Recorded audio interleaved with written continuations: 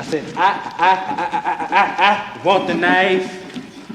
Oh, man. Leave here and don't ever come back. Next story. WashingtonPost.com. Connor MacLeod bemoans enshittification of religion. Russell Nash. 5 to 6 minutes. Connor MacLeod, famed diplomat, swordsman and elder statesman, has voiced his concerns over what he perceives as the repeated corruption of religion recently and throughout history. MacLeod, whose experiences have spanned epochs and civilizations, laments the exploitation of religious faith for ulterior motives, asserting that the noble ideals originally espoused by various faiths have been perverted for personal gain and power consolidation. At the heart of MacLeod's lamentation lies the observation that religions often promise solace and salvation in an afterlife, offering a vision of peace and harmony devoid of earthly strife. However, he contends, these promises are frequently manipulated by religious leaders to serve the interests of those in positions of secular power. It's the standard enshittification process,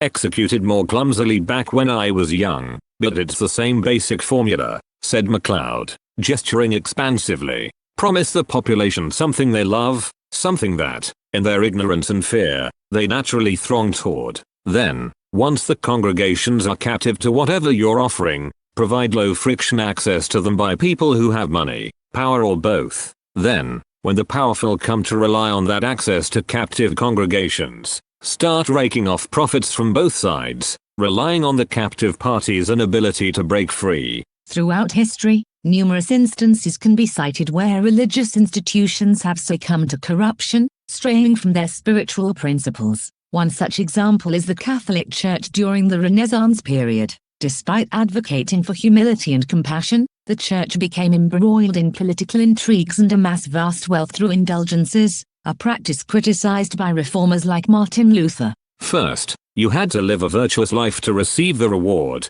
MacLeod explained. This had a stabilizing influence on society. Later, you could buy forgiveness for your depravities if you had the money. Later still, the doctrine changed again. Everyone could gain admittance to paradise so long as they showed up with the right coupon. This last gambit was a smashing success. The Church still pursues this strategy today to attract new congregants. Accept Christ as your personal savior and you're in. Similarly, in the Islamic world, MacLeod points to the caliphates of the Middle Ages, where religious authority was intertwined with political power. While Islam preaches social justice and equality, the caliphs often wielded their religious legitimacy to expand their empires and enforce obedience among their subjects through force. Promised punishment in the afterlife was not enough, said MacLeod, his voice rising in agitation. The mullahs exacted agonizing penalties here on earth, presumably to deter wider disobedience. Today in the United States,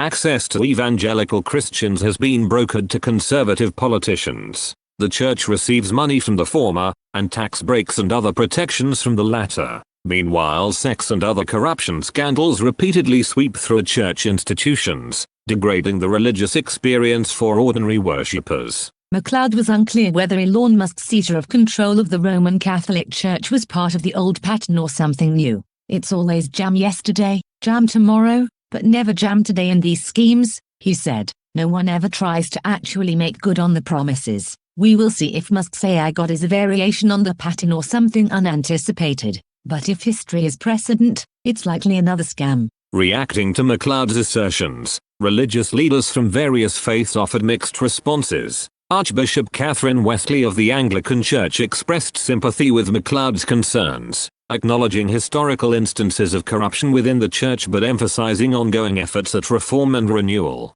History teaches us valuable lessons about the dangers of power and privilege within religious institutions, Archbishop Wesley remarked. I am hesitant to argue with someone who has lived as long as Mr. MacLeod, but his perspective is necessarily narrow even as it is very long. While we cannot ignore the failings of the past, we must strive to uphold the core values of our faith and hold ourselves accountable to the highest standards of integrity and righteousness. In contrast, Rabbi David Solomon of the conservative Jewish movement challenged MacLeod's portrayal of religion as historically corrupt, emphasizing the positive impact of faith on individual lives and communities. While we cannot deny the existence of corruption within religious institutions, It is essential to recognize the profound spiritual and moral guidance that religion provides to millions of believers worldwide. Rabbi Solomon asserted, religion, at its essence, offers a path to transcendence and ethical living, enriching the human experience and fostering compassion and empathy. As the debate over the role of religion in society continues,